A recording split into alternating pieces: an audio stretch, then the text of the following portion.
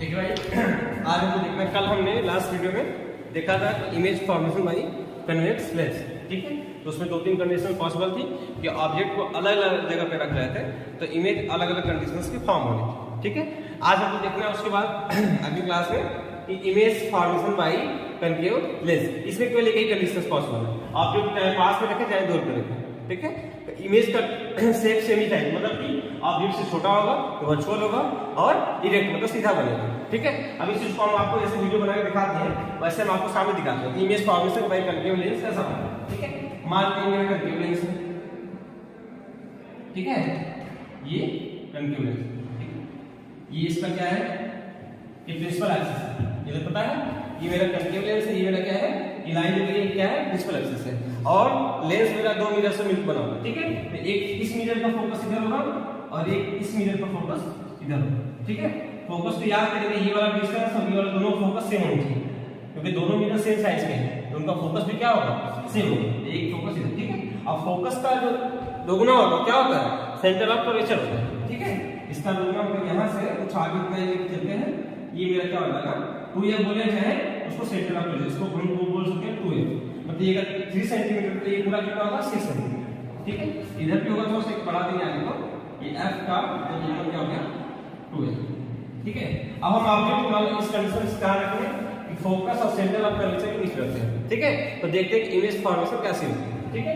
अब देखो भाई यहां से ऑब्जेक्ट रखिए, अब देखो भाई पहले इमेज फॉर्मेशन के लिए हमको कनकेव लेंस कैसा होता है उसकी कंडीशंस पता होनी चाहिए कि कनकेव लेंस का नेचर क्या होता है। तो हमने पढ़ा है कि कनकेव लेंस कैसा लेंस होता है, कन्वर्जिंग डाइवर्जिंग, बोलिए भाई, कन्वर्जिंग कनकेव लेंस ये कैसा होता है, डाइवर्जिंग होता है, कन्वर्जिंग होता है, ये डाइवर्जिंग होता है, मतलब इसमें से लाइट अगर जाएगी तो क्या करेगा, उनको डाइवर्ट करेगा, बाहर की तरफ फैलाएगा, है कि नहीं। ऐसे ये कनकेव लेंस कैसा है, डाइवर्जिंग लेंस, जबकि कन्वेक्स कैसा था, कन्वर्जिंग था, ठीक है। तो हम एक पैरेलल लाइन को ले जाते हैं, ठीक है, एक पैरेलल लाइन को ले जाते हैं।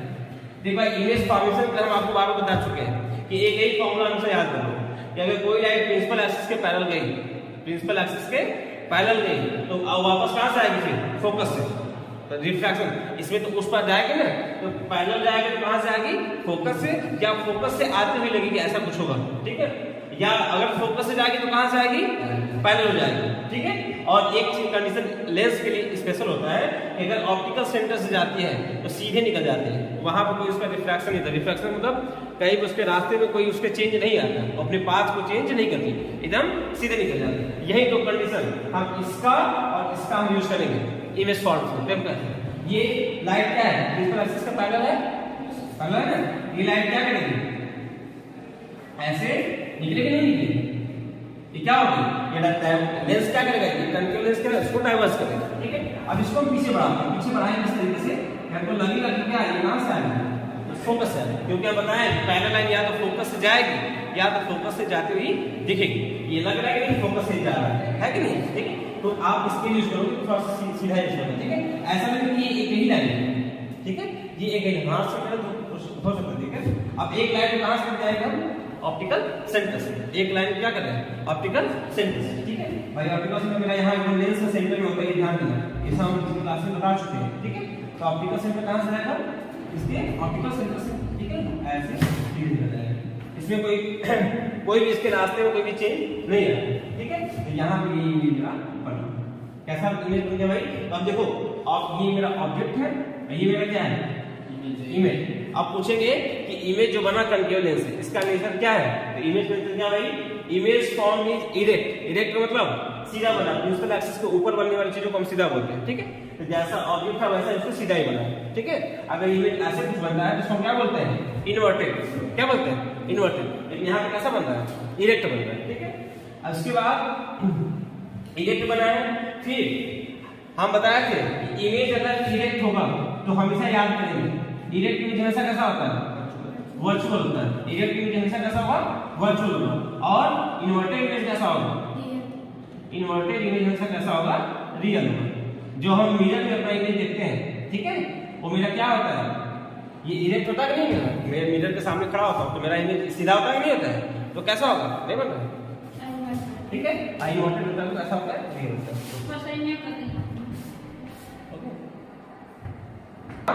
और और एनोमेट्रिक इमेज कैसा होगा, रियल। ठीक है, तो यहाँ इमेज कैसा बना, इरेक्ट बना, तो इरेक्ट इमेज की आरटीसी क्या लिखेंगे, वर्चुअल। अब साइज बड़ा है कि छोटा है तो हम खुद बताएंगे भाई कि ऑब्जेक्ट कितना बड़ा था, ऐसे कंपेयर इमेज देखो कितना छोटा बन रहा है, कितना छोटा, तो हम क्या बोलेंगे, डिमिनिश्ड इमेज इज फॉर्म। ठीक है, तो ये कंडीशंस किसके लिए, कनकेव लेंस। और कनकेव लेंस के लिए ऑब्जेक्ट उसके पास में रखो, चाहे ऑब्जेक्ट को दूर रख के देखो, कहीं भी रखोगे तो ऐसा इमेज बनेगा। ठीक है, कहीं भी रखेंगे, मान लीजिए दूसरी कंडीशन लेके चलते हैं, ये दिख रहा है जी कैमरे में, यस सर।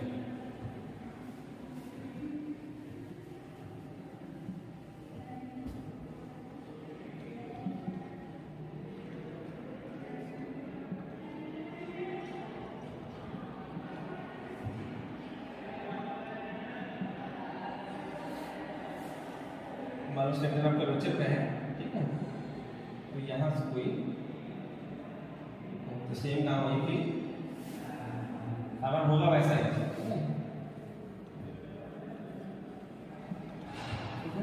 और एक ऑप्टिकल सेंटर्स भी दिया। ठीक है, उसका मोड गया, ये ऑप्टिकल सेंटर्स जाता है। ठीक है, तो फिर से इमेज वही बनेगा, है कि नहीं। मतलब इसके कंपेयर इमेज का साइज क्या होगा, छोटा रहेगा। ठीक है, हमेशा अगर ऑब्जेक्ट कहीं रखो, पास रखो चाहे दूर रखो, ठीक है, इमेज हमेशा इसे नीचे का बनेगा। ठीक है, ऑब्जेक्ट से छोटा बनेगा, सीधा बनेगा और कैसा बनेगा, वर्चुअल। ठीक है, ये कंडीशन किसके लिए है, कनकेव लेंस के लिए। ठीक है, देखो ये मेरा चैप्टर का लास्ट टॉपिक है स्प्लिटिंग ऑफ लाइट। ठीक है, स्प्लिटिंग ऑफ लाइट। तो पहले स्प्लिटिंग ऑफ लाइट की डेफिनेशन एक बार देख लेते हैं, उसके बाद चीजों को समझेंगे। ठीक है, तो क्या बोलना है, when a light passes through a prism or water drop, it splits into its constituent colors. This is called splitting of light. होता है कि जब कोई लाइट किसी वाटर ड्रॉप से या किसी प्रिज्म से पास करती है तो अपने कंस्टिट्यूएंट का मतलब जिन चीजों से मिलकर बनी है उसमें फिर से टूट जाती है, और इसी को हम क्या बोलते हैं, स्प्लिटिंग ऑफ लाइट। जैसे मेरा ये ही ग्लास प्रिज्म, ठीक है, इसको आप देखे होंगे कभी किसी ऑफिस में। ठीक है, ये प्लाइनर से क्या होता है, हर तरफ से प्लाइनर मिलता है। ठीक है, ऐसे मतलब हर तरफ से इधर से देखेंगे तो प्लाइनर जैसे, बस नीचे वाला सरफेस प्लेन होता है। ठीक है, ये प्लाइनर से पूरा उसी का प्रिज्म होता है। ठीक है, ये कभी क्लास से आओगे एक्सपेरिमेंट करा के दिखा दें इसको। ठीक है, जब इसमें व्हाइट लाइट पास की जाती है तो ये अलग अलग कलर्स में इन लाइट, इस व्हाइट लाइट अलग अलग कलर में स्प्लिट हो जाती है, और इसी प्रोसेस क्या बोलते हैं हम, स्प्लिटिंग ऑफ लाइट। और इसका भी फिक्स ऑर्डर होता है। ठीक है, कि ऊपर कौन जाएगा, नीचे कौन जाएगा। ठीक है, तो ऊपर रेड है सबसे ज्यादा, फिर ऑरेंज, फिर येलो, फिर ग्रीन, फिर ब्लू, फिर इंडिगो, फिर वायलेट। ठीक है, अब तुम सोचोगे कि ऐसा हो क्यों रहा है।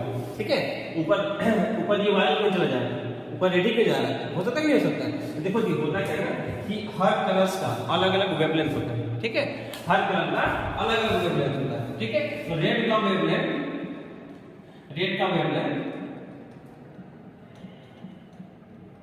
ठीक है, ये मैक्सिमम होता है, ये और जो कलर्स है इससे कंपेयर में। ठीक है, जैसे तुम सोचो ना कि कहीं पे दूर पे एक रेड कलर का लाइट जल रहा है और कहीं पे दूर पे एक मान लो तुम्हारा ब्लू कलर का लाइट जल रहा है, तो तुमको कौन दिखेगा, इसे सोच लो कि ऐसी जगह पे कम से कम 20 मीटर दूर, 20 या 50 मीटर दूर समझ लो। ठीक है, एक रेड कलर की लाइट जल रही है, एक ब्लू कलर की लाइट जल रही है, तो कौन ज्यादा दिखेगा। ठीक है, तो मतलब देखो इसी से देखो तुम सबसे एग्जांपल समझो ना कि जो तुम्हारे ये सिग्नल होते हैं, रेलवे सिग्नल, उसमें ज्यादा यही सब यूज किए जाते हैं। क्यों, क्योंकि उनका जो जिनका वेवलेंथ ज्यादा है वो ज्यादा दूर तक पहुंचेंगे। ठीक है, तो समझ लो कि वेवलेंथ जितना ज्यादा ठीक है, उतना ही कम क्या, डिफ्रैक्शन। ठीक है, उतना ही कम डिफ्रैक्शन। तो यहाँ पे डिफ्रैक्शन देखो इससे ऐसे सोच लो कि अगर वेवलेंथ ज्यादा तो रिफ्रैक्शन कम, तो रेड का वेवलेंथ सबसे ज्यादा होता है। ठीक है, तो रेड का रास्ता सबसे कम चेंज हुआ। ठीक है, और वायलेट का वेवलेंथ सबसे इसके कंपेयर सबसे कम होता है, जिससे मिलकर बना है उसमें उसका रिफ्रैक्शन सबसे ज्यादा होता है। ठीक है, तो यही एक आर्डर इसीलिए होता है। मतलब इससे ये बता देंगे कि किसका किस आर्डर में है, कि रेड का वेवलेंथ सबसे ज्यादा, फिर ऑरेंज का, फिर येलो का, फिर ग्रीन का, फिर ब्लू का, फिर इंडिगो का, फिर वायलेट का। ठीक है, और इससे ये कंफर्म होता है कि व्हाइट लाइट कितने कलर से मिलकर बनी, तो ये 7 कलर से मिलकर बनी है। ठीक है, और इसी प्रोसेस को बोलते हैं स्प्लिटिंग ऑफ लाइट। ठीक है, और देखो इसके बाद फिर जैसे इस बात को कंफर्म करेंगे, एक हमारे साइंटिस्ट थे आइजैक न्यूटन। ठीक है, तो उन्होंने क्या किया, पहले एक व्हाइट लाइट को एक प्रिज्म से पास कराया। ठीक है, ये क्या की अलग अलग कलर से टूट गई। ठीक है, नहीं तो बोल रहा है कि अब इसको फिर से पास कराते, अगर प्रिज्म इसको तोड़ता तो क्या कहते हैं, प्रिज्म को तोड़ता नहीं तोड़ता, हर लाइट को तोड़ देता। तोड़ता है नहीं तोड़ता? नहीं, लेकिन ऐसा नहीं होता। जब ये जो ये स्पेक्ट्रम, देखो इसको हम नाम देते हैं स्पेक्ट्रम, ठीक है, इसको हम बोलते हैं स्पेक्ट्रम। अभी क्लास 8 में क्लास 9 में जाओ इसको सीधे बोलते हैं स्पेक्ट्रम। ये जो ऑर्डर मिला हमको इसी को हम बोलते हैं स्पेक्ट्रम ऑफ लाइट, ठीक है। जो ये स्पेक्ट्रम मिला है इसको फर्दर किसी ब्रिज में पास कराते हैं, ठीक है। पहले ब्रिज में पास कराया तो स्प्लिट हो गया अलग अलग कलर्स में, और फिर जब दूसरे ब्रिज में पास कराते हैं ये अगेन मर्ज होकर एक सिंगल व्हाइट लाइट में निकलता है, ठीक है। इससे ये कंफर्म होता है ये प्रिज्म इसको नहीं तोड़ा, ये व्हाइट लाइट जितने कलर से मिलकर बना है ये अपने कलर्स में क्या होगा स्प्लिट हो गया, और फिर उसी में क्या हो गया फिर मर्ज होकर अपना आगे दूसरे कलर में निकल गया, ठीक है। तो इससे हम क्या बोलते हैं, ये एक्सपेरिमेंट किया गया था आइजैक न्यूटन, आपके बुक में एक्सपेरिमेंट किया है, जैसे दे रहा हूं एक कैसेट होता है ना, ऐसा कुछ कैसेट ले लो, ठीक है। कैसेट मतलब नहीं जो डीवीडी होती है, डीवीडी देखो ना उससे कैसेट है, ठीक है।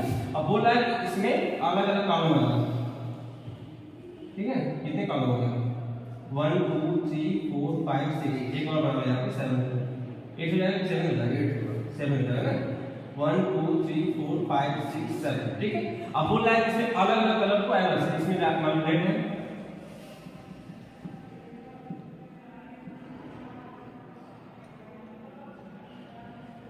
ठीक है। अलग अलग से ये अलग अलग कलर बना ली अपने से कर सकते हैं ना, और उसको फिर क्या करो इसको अलग अलग कलर से कलर करो, उसको एक क्या करो पेपर चिपका दो, आप पेपर को अलग अलग कलर से उसको क्या करो कलर करो, ठीक है।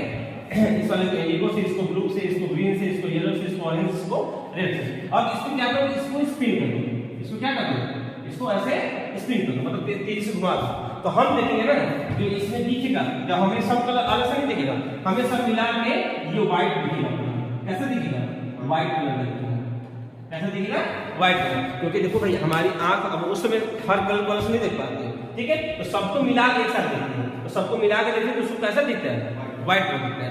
यही आइजैक न्यूटन वाला एक्सपेरिमेंट यहाँ पे भी सब पाया गया, ठीक है। ये मेरा चैप्टर क्या होगा फिनिश हो गया, ये मेरा क्या था आइजैक न्यूटन, ठीक है। कोई प्रॉब्लम बताइएगा, उसके बाद अलग से कोई वीडियो बना देंगे उसकी, ठीक है। मेरा लाइट चैप्टर कंप्लीट।